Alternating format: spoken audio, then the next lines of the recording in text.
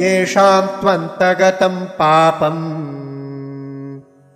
जनानां पुण्यकर्मणां ते द्वन्द्वमोहनिर्मुक्ता भजन्ते मां दृढव्रताः।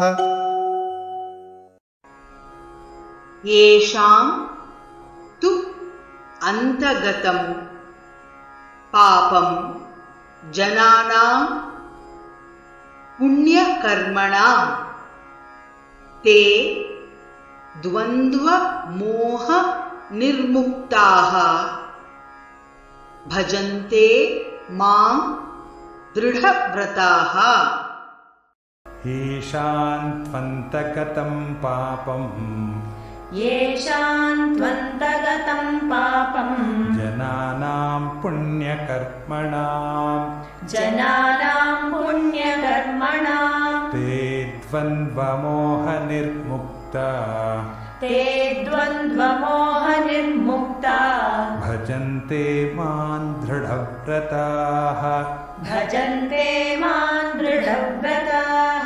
येषां त्वन्तगतं पापं जनानां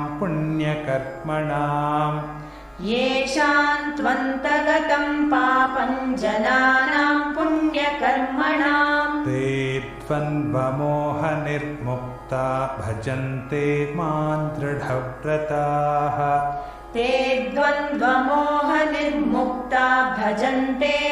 दृढव्रताः। येषां त्वन्तगतं पापं जनानां पुण्यकर्मणां ते द्वन्द्वमोहनिर्मुक्ता भजन्ते मां दृढव्रताः।